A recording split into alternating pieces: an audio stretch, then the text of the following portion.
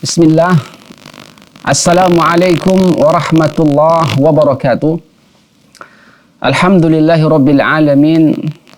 Wassalatu wassalamu ala rasulillahi sallallahu alaihi wa ala alihi wa sahbihi wasallam. Qala Allah Ta'ala, ya ayyuhalladzina amanu taqullaha haqqa tuqatih wa la tamutunna illa wa antum muslimun. Sahabat Akademi Nur, rahimani wa rahimakumullahu jami'an. Kembali dengan izin Allah Subhanahu wa taala kita memuji dan bersyukur kepadanya atas nikmat dan karunia yang Allah senantiasa limpahkan kepada kita semua, dan kemudian salawat dan salam semoga Allah curahkan kepada nabinya Muhammad sallallahu alaihi wa ala alihi wa sahbihi wasallam.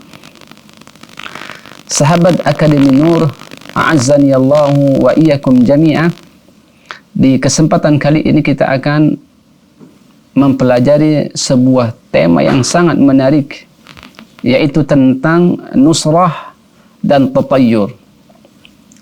Sahabat Akademi Nur yang dimuliakan oleh Allah Subhanahu wa taala, berbicara masalah nusrah. Para ulama menyebutkan bahwasanya nusrah itu adalah pengobatan sihir. Jadi, nusrah itu adalah pengobatan sihir. Pada masa Rasulullah sallallahu alaihi wasallam, istilah nusrah itu lebih dikenal dengan pengobatan sihir dengan metode sihir pula. Sehingga Nabi sallallahu alaihi wasallam melarang secara mutlak yang namanya nusrah, yaitu pengobatan sihir dengan metode sihir pula. Akan tetapi dalam perkembangannya, istilah nusrah ini mencakup tiga keadaan. Ya, mencakup tiga keadaan. Yang pertama, nusrah atau pengobatan sihir dengan menggunakan sihir. Maka ini hukumnya sahabat Akademi Nur yang dimuliakan oleh Allah Subhanahu wa taala, pengobatan sihir dengan menggunakan sihir pula, maka ini sebagaimana hukum sihir itu sendiri. Hukum sihir kita ketahui bahwasanya adalah perkara yang diharamkan oleh Allah Subhanahu wa taala. Jabir radhiyallahu taala anhu menuturkan bahwa Rasulullah sallallahu alaihi wasallam ketika ditanya tentang nusrah, itu pengobatan sihir dengan menggunakan sihir, beliau menjawab, huwa min amali syaitan. Maka itu merupakan perbuatan atau termasuk perbuatan syaitan. Ini adalah salah satu bentuk nusrah, yaitu pengobatan sihir dengan menggunakan sihir. Kemudian pengobatan sihir dengan menggunakan ruqyah yang syar'i atau ayat-ayat Al-Quran dan doa-doa yang diperbolehkan dalam syariat Allah Subhanahu wa taala. Maka hukum sihir yang seperti ini adalah dibolehkan atau boleh, karena Nabi Shallallahu Alaihi Wasallam ketika tersihir juga diobati dengan cara diruqyah. Sebagaimana Qatadah rahimahullahu taala menuturkan, aku bertanya kepada Ibnu Musayyab, seseorang yang terkena sihir atau diguna-guna sehingga tidak dapat menggauli istrinya, apakah ia boleh disembuhkan dengan nusrah atau dengan cara yang lain? Ia menjawab, yaitu Ibnu Sayyib menjawab, tidak apa-apa hukumnya, karena yang mereka inginkan hanyalah kebaikan untuk menolak mudarat, sedangkan sesuatu yang bermanfaat itu tidaklah dilarang. Dan ini menunjukkan salah satu di antara nusrah, yaitu pengobatan sihir dengan menggunakan apa yang disyariatkan oleh Allah Subhanahu wa taala, yaitu dengan ayat-ayat yang berisikan meminta perlindungan kepada Allah Subhanahu wa taala, atau juga dengan obat-obatan atau doa-doa yang diperbolehkan oleh Allah dan Rasulnya sallallahu alaihi wasallam oleh syariat yang mulia ini. Maka cara ini hukumnya dibolehkan. Kemudian nusrah yang ketiga, yaitu pengobatan sihir dengan menggunakan sesuatu yang belum jelas hukumnya. Maka jenis yang ketiga ini hukumnya boleh. Pendapat Ibnul Musayyib di atas bisa dimasukkan di dalam jenis yang ketiga ini. Sebagaimana Imam Qatadah rahimahullah bertanya kepada Ibnu Musayyib, dan pendapat inilah yang dipegang oleh Ibnu Musayyib, karena sesuatu yang jelas bermanfaat tidak bisa dibatalkan dengan sesuatu yang belum jelas mudaratnya.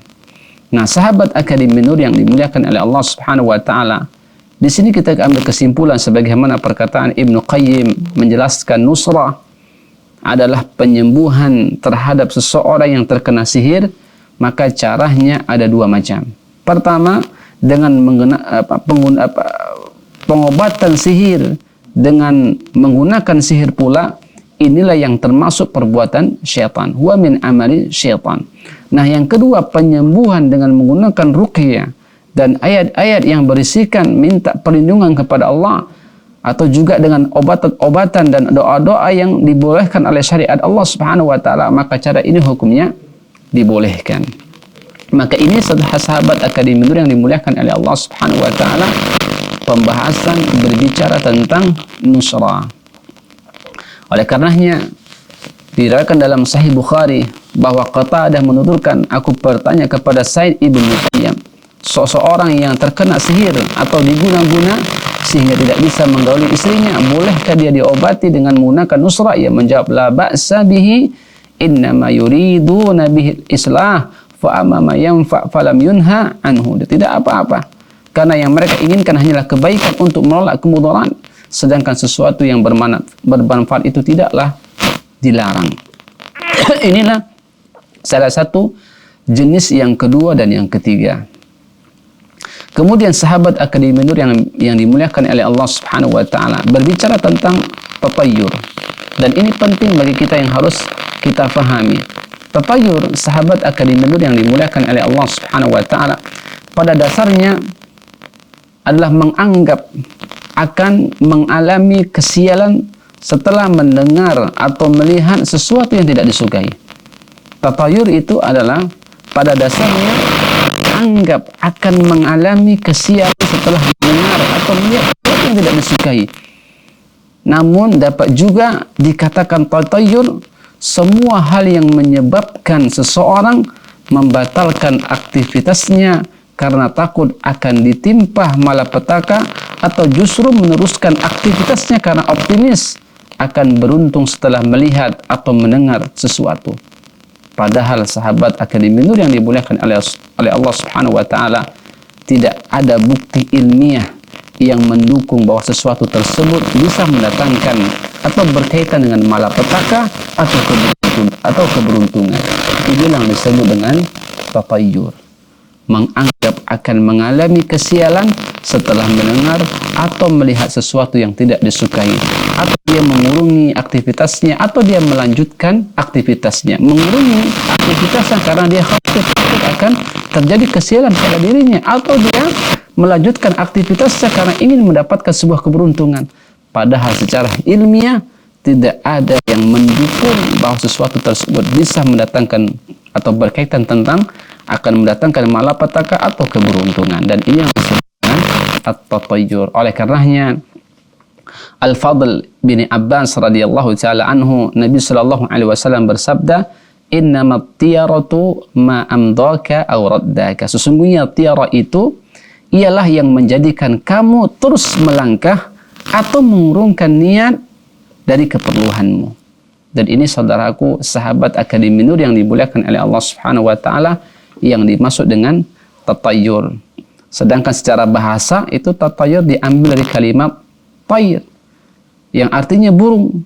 Karena orang Arab waktu itu, kita lihat sebagaimana sejarahnya, menganggap kesialan atau keberuntungan disebabkan atau dikaitkan dengan burung. Caranya burung tersebut digertak sehingga terbang, lalu dilihat apakah terbang ke kanan atau terbang ke kiri. Jika ia terbang ke kanan, berarti dia akan mendapatkan keberuntungan. Jika dia terbang ke kiri, maka dia akan mendapatkan kesialan atau malapetaka. Dan ini tidak ada bukti secara ilmiah yang menjelaskan keterkaitan seseorang itu akan mendapatkan malapetaka atau keberuntungan.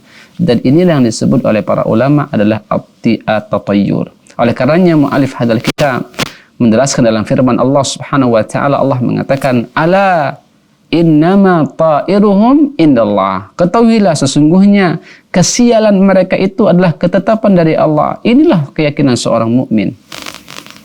Apa yang terjadi buruk baginya dan apa yang mendapatkan keberuntungan dan kebahagiaan itu semua adalah dari takdir Allah Subhanahu wa taala. Maka Allah mengatakan ala innama ta'iruhum indallah. Ketahuilah sesungguhnya kesialan mereka itu adalah ketetapan dari Allah Subhanahu wa taala. Walakinna aktsarahum la ya'lamun. Akan tetapi mereka tidak mengetahui. Seorang mukmin semestinya semua gerak-geriknya, baik yang mendatangkan mudarat, kebahagiaan, itu semua telah menjadi takdir Allah Subhanahu wa taala buat kita semua. Bukan dikait-kaitkan dengan sesuatu yang tidak jelas sehingga kita mengurungkan aktivitas kita karena khawatir akan terjadi sesuatu yang akan mendatangkan malapetaka sama kita, atau sebaliknya kita melanjutkan aktivitas kita karena kita yakin akan mendapatkan keberuntungan. Itu tidak ada ngefek, tidak ada mempengaruhi dengan sesuatu yang kita lihat, sesuatu yang kita dengar. Karena itu semua adalah sudah menjadi takdir Allah Subhanahu wa taala yang akan memudaratkan diri kita, yang akan mendatangkan kebaikan kepada kita semua. Dan oleh karenanya at-tatayyur dia merupakan sesuatu yang diharamkan oleh Allah Subhanahu wa taala. Kemudian Allah melanjutkan dalam Al-Qur'an berfirman di dalam surah Yasin, Allah mengatakan qalu ta'irukum ma'akum. Mereka para rasul berkata, kesialan kalian itu adalah karena kalian sendiri. A'in dzukirtum, apabila jika kalian diberi peringatan kamu bernasib sial, bal antum qaumun musrifun, sebenarnya kamu adalah kaum yang melampaui batas. Dan ingat saudaraku, sahabat Akademi Nur yang dimuliakan oleh Allah Subhanahu wa taala, cukuplah dua firman Allah ini yang menegaskan, menjelaskan kepada kita semua bahwa sesuatu yang akan mendatangkan keberuntungan, kebahagiaan buat kita semua, atau yang akan menolak mudarat dan sebagainya, itu semua adalah sudah menjadi takdir Allah Subhanahu wa taala. Tidak ada kaitannya dengan sesuatu sial yang ada sama kita ini dengan kita melihat atau mendengar sesuatu. Kemudian sahabat Akademi Nur yang dimuliakan oleh Allah Subhanahu wa taala, diriwayatkan oleh Abu Hurairah radhiyallahu taala anhu bahwa Rasulullah sallallahu alaihi wasallam bersabda, la adwa wala tiyarata wala hamata wala safara, akhrajahu wa zada Muslim, wala nau'a wala ghaulah. Perhatikan sahabat Akademi Nur yang dimuliakan oleh Allah Subhanahu wa taala, Nabi mengatakan tidak ada adwa, tiyara, hama, safara. Bahkan dalam riwayat Muslim menambahkan dengan mengatakan la nau'a wala ghaulah. Dan para ulama menyebutkan bagaimana istilah ini disebutkan dalam hadis Nabi SAW. Nabi mengatakan la adwa. Apa itu adwa? Penularan penyakit. Maksudnya sabda Nabi ini untuk menolak anggapan mereka ketika masih hidup di zaman jahiliyah bahwa penyakit berjangkit atau menular dengan sendirinya tanpa kehendak dan takdir Allah Subhanahu wa taala. Anggapan ini adalah yang ditolak oleh Rasulullah SAW. Bukan keberadaan penjangkitan atau penularan, sebab dalam riwayat lain setelah hadis ini disebutkan wa farru minal majzumi kama tafiru minal asad. Dan ini tidak ada sesuatu yang sandarnya sahabat Akademi yang dimuliakan oleh Allah Subhanahu wa taala. Oleh karenanya Nabi menolak pada hal ini. Kemudian tiara, bernasib sial atau beramal nasib buruk karena melihat burung, binatang lainnya atau apa saja, maka dalam syariat ditolak. Kemudian hama, burung hantu. Orang jahiliyah merasa bernasib sial dengan jika dia melihat burung hantu. Apabila ada burung hantu hinggap di atas rumah salah seorang di antara mereka, dia akan merasa bahwa burung ini membawa berita kematian tentang dirinya sendiri. Maka Islam mendatangkan wala hamata, tidak ada, ditolak, tidak ada hal yang semacam itu. Bahkan kemudian Nabi SAW kata wala safara, yaitu safar adalah bulan safar, di mana jahiliyah menganggap bahwasanya bulan safar adalah bulan yang sial. Maka Islam datang dan mengatakan wala safara, ditolak. Tidak ada itu menentukan bahwasanya safar itu adalah bulan yang sial. Bahkan Nabi mengatakan wala nau, bintang, artinya apa? Tenggelam dan terjibnya suatu bintang. Orang-orang jahiliyah menisbahkan turunnya hujan kepada bintang ini atau bintang itu. Maka Islam datang dengan menolak wala nau, tidak. Kemudian begitu pula ghaul, yaitu hantu. Kita pahami bahasa salah satu jenis jin ini disebut dengan ghaul. Mereka beranggapan bahwa hantu ini dengan perubahan bentuk maupun warnanya dapat menyesatkan seseorang dan menyelakakannya.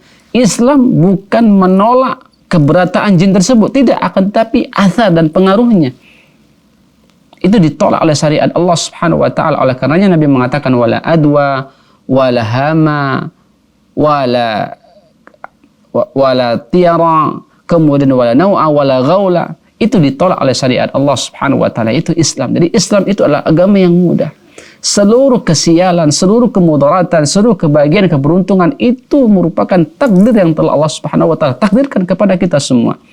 Oleh karenanya sahabat Akademi Nur yang dimuliakan oleh Allah Subhanahu wa taala, mudah-mudahan penjelasan dari firman Allah dan hadis-hadis Rasulullah sallallahu alaihi wasallam yang menjelaskan tentang nasrah kemudian tiarah ini cukuplah sebagai kita menghantarkan bahwa semua hal-hal yang berkaitan tentang keburukan, keberuntungan, kesialan itu sudah menjadi takdir Allah buat kita semua. Demikian, semoga bermanfaat. Subhanakallahumma wa bihamdika asyhadu an la ilaha illa anta astaghfiruka wa atubu ilaik. Assalamualaikum warahmatullahi wabarakatuh.